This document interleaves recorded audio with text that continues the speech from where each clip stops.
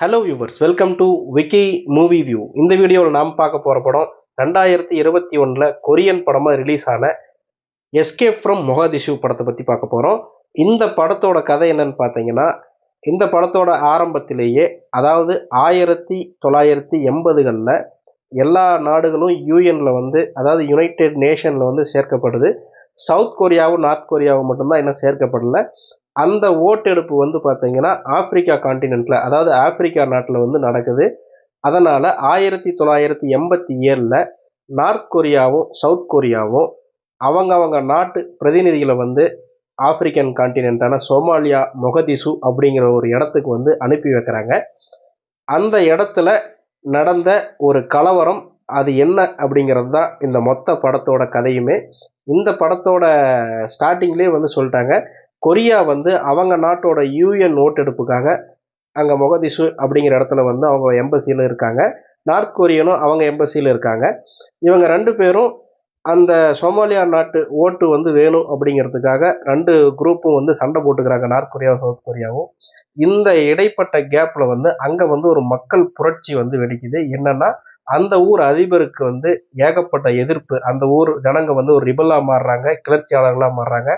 அவங்க அந்த நாட்டையே மொகதிஷு அப்படிங்கிற ஒரு சோமாலியாவை போட்டு அந்த சிந்தனையாக்கி போட்டு அதகலம் பண்ணி அந்த ஊரையே மிகப்பெரிய போர்க்களம் பண்ணிடுறாங்க.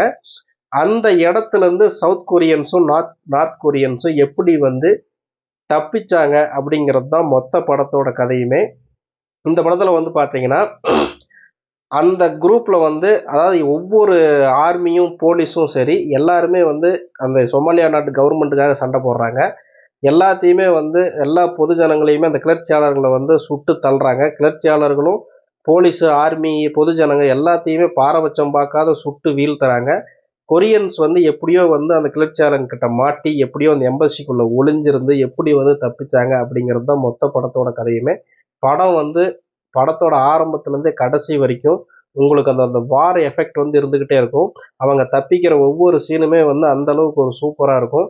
எப்படியோன்னு இவங்க மாட்டக்கூடாது, தப்பிச்சு அவங்க நாட்டுக்கு போயிடணும் அப்படின்னு தான் நம்ம நினைப்போம். அந்த அளவுக்கு இந்த படத்தோட ஒவ்வொரு காட்சி அமைப்பும் அந்த ஒரு மிலிட்ரி, அந்த வார் எஃபெக்ட், அந்த ஃபைட் எல்லாமே அந்த அளவுக்கு ஒரு இதாக இருக்கும். அதாவது கிளர்ச்சியாளர்கள்னால் நம்ம நார்மலாக நினைக்கிற மாதிரி மிகப்பெரிய தீவிரவாதிகளாக இல்லை, சின்ன சின்ன குழந்தைங்கிட்டையும் AK-47 கன்னை கொடுத்து சுட வச்சுருப்பாங்க. ஒவ்வொரு டைம்லேயுமே அந்த கொரியன்ஸ் எப்படி அவங்க கிட்ட எஸ்கேப் ஆனாங்க அப்படிங்கிறது காட்டுறது நல்லாயிருக்கும். கடைசியாக ஒரு 4 மணிக்கு ஒரு ஃப்ளைட் இருக்குது.